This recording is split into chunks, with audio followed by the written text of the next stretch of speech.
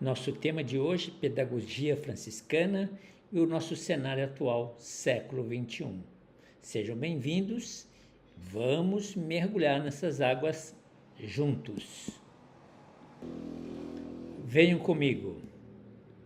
Então, hoje a gente vai fazer um mergulho bem profundo, num material super denso e muito interessante. É o texto do João Barros, né, sobre o chamado Dilema de Assis. Isso mesmo. E assim, a proposta dele é fascinante, porque mistura desde os desafios brutais de quem tenta educar hoje em dia, até análises estéticas de pinturas clássicas europeias.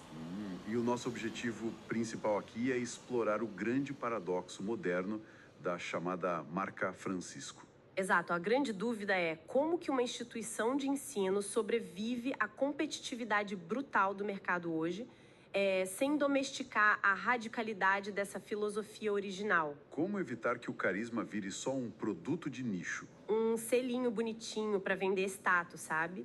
E o mais interessante dessa premissa é a tensão óbvia entre esses dois mundos. Com certeza, a gente vive num ambiente que respira performance, lucro e competição o tempo todo, só que a filosofia base ali foca na minoridade. Que nesse contexto histórico não é sobre ser pequeno em tamanho físico. Não mesmo.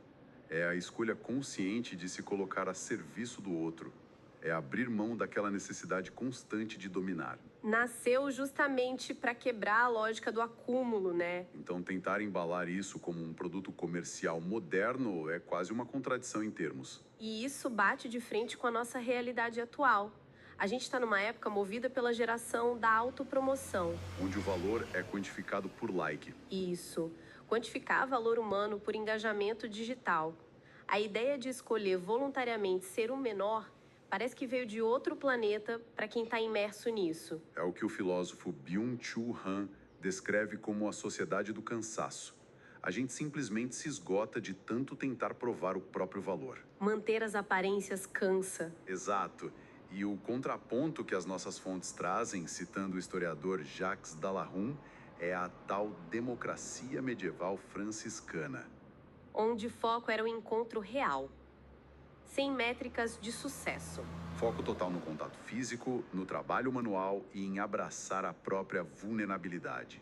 Assumir as fraquezas funciona como um antídoto contra essa exaustão digital. Mudando um pouco a chave, mas ainda na mesma estrutura, a discussão sobre sustentabilidade ganha um peso muito diferente nesse material. Ganha sim, porque não estamos falando de greenwashing. Não é aquela coisa de fachada, de fazer uma hortinha no quintal da escola para colocar no panfleto e atrair matrícula. O buraco é bem mais embaixo. A visão de ecologia integral, que é muito pautada pelo documento Laudato Si, exige uma crítica sistêmica. Apenas relatando as posições contidas nos documentos pesquisados, tá? Claro, é uma análise da estrutura.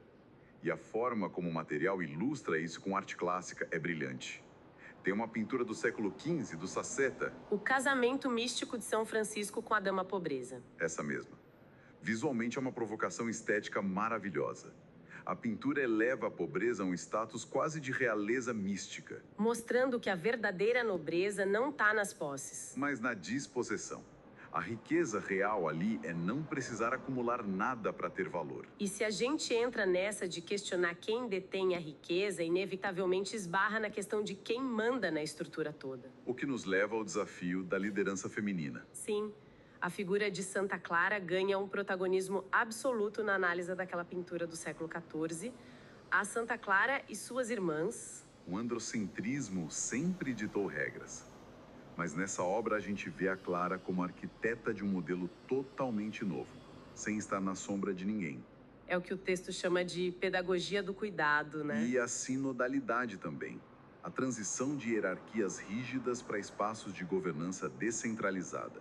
Decidir em conjunto. O que faz muito sentido corporativamente hoje é o fim daquela verticalidade onde um manda e o resto obedece. Exato. Tudo isso me faz pensar muito no famoso lema paz e bem. Porque, lendo as fontes, fica evidente que não tem absolutamente nada de passividade ingênua nisso. Nenhuma. Promover a paz exige astúcia. Num mundo governado por algoritmos de indignação, escolher a comunicação não violenta é ter muita coragem. O lucro das redes hoje vem da raiva, né? Sim. E aí o texto resgata o educador Paulo Freire abordando a educação como um ato político essencial. O objetivo é construir pontes ativamente, onde o sistema insiste em erguer muros. Para a gente amarrar essa jornada toda, o Dilema de Assis propõe trocar o gelo das estruturas institucionais pelo fogo de uma utopia encarnada. Fomentar uma verdadeira revolução da ternura. Perfeito.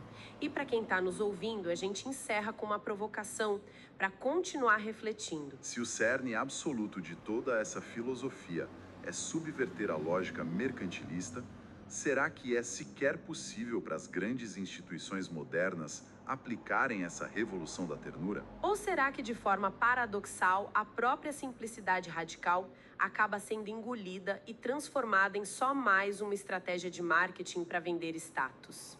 Fica a reflexão para a gente pensar. Muito interessante, instigante, provocativo. Revisitem. Novas descobertas à nossa espera. Até nos vermos brevemente.